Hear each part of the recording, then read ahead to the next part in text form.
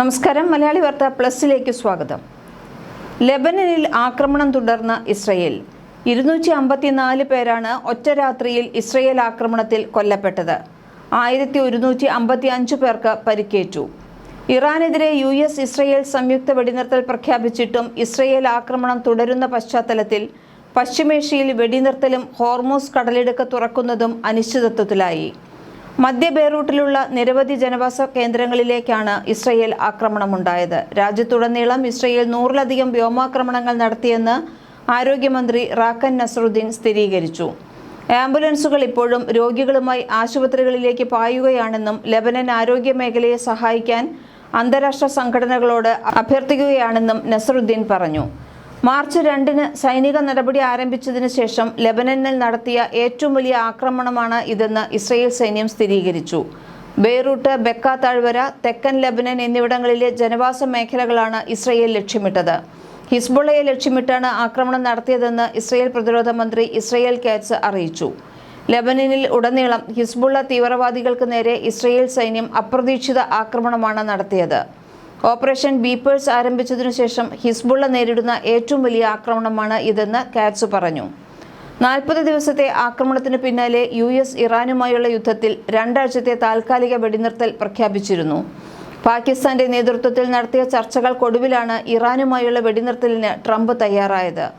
വെടിനിർത്തൽ തങ്ങളുടെ വിജയമാണെന്ന് USഉം ഇറാനും ഒരുപോലെ അവകാശപ്പെട്ടു. എന്നാൽ പാകിസ്ഥാൻ മധ്യസ്ഥതയിൽ രൂപീകരിച്ച 2 ആഴ്ചത്തെ വെടിനിർത്തൽ കരാർ ഇപ്പോൾ വലിയ പ്രതിസന്ധിയിലായിരിക്കുന്നു.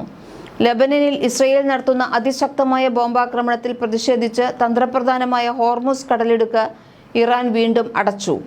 ലോകത്തെ എണ്ണ വിതരണത്തിന്റെ 1/5 കടന്നുപോകുന്ന ഈ പാത ഉടനടി തുറക്കണമെന്ന് ഡൊണാൾഡ് ട്രംപ് ഭരണകൂടം ഇറാനോട് കർശനമായി ആവശ്യപ്പെട്ടിരിക്കുകയാണ്.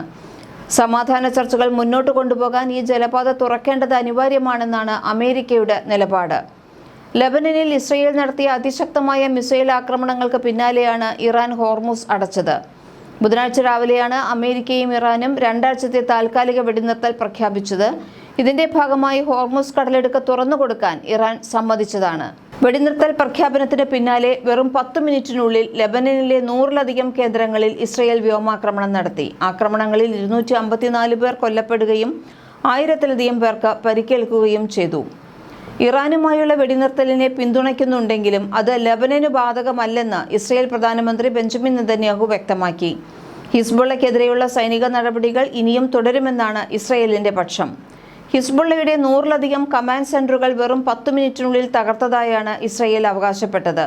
ഇസ്രയേൽ ആക്രമണത്തിന് മറുപടിയായി ഇറാൻ കടലിടുക്ക് അടച്ചതോടെ ആഗോള എണ്ണ വിപണി വീണ്ടും ആശങ്കയിലായി. കൂടാതെ കപ്പലുകളിൽ നിന്ന് ടോൾ പിരിക്കാനുള്ള ഇറാന്റെ നീക്കത്തെ അമേരിക്ക ശക്തമായി എതിർക്കുകയും ചെയ്യുന്നു.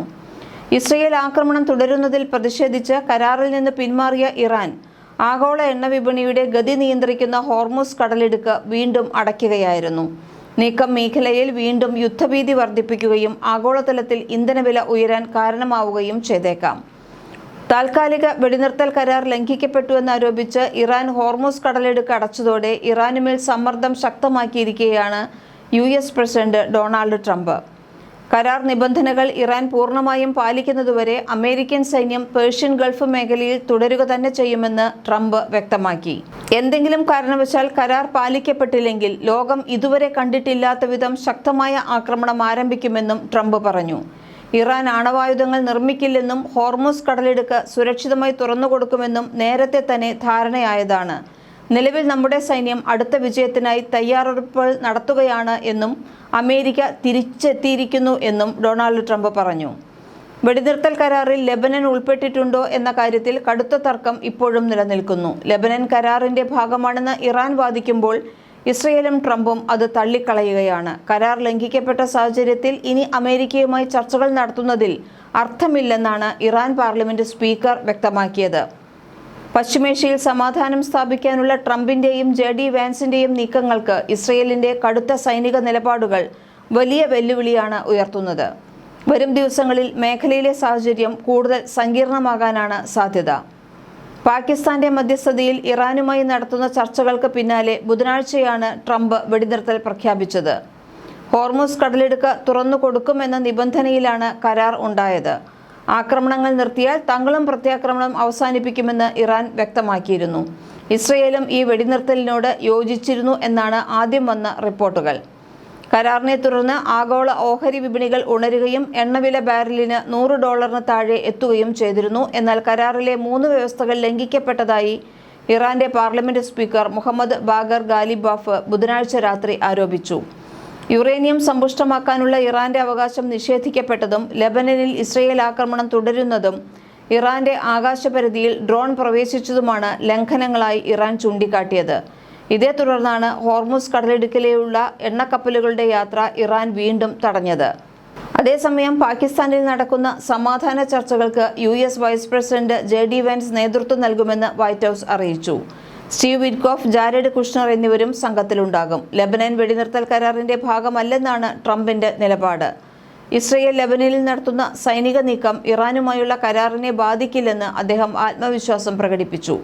ഹിസ്ബുള്ളയെയും ഉടൻ തന്നെ കൈകാര്യം ചെയ്യുമെന്ന് ട്രംപ് പറഞ്ഞിട്ടുണ്ട്.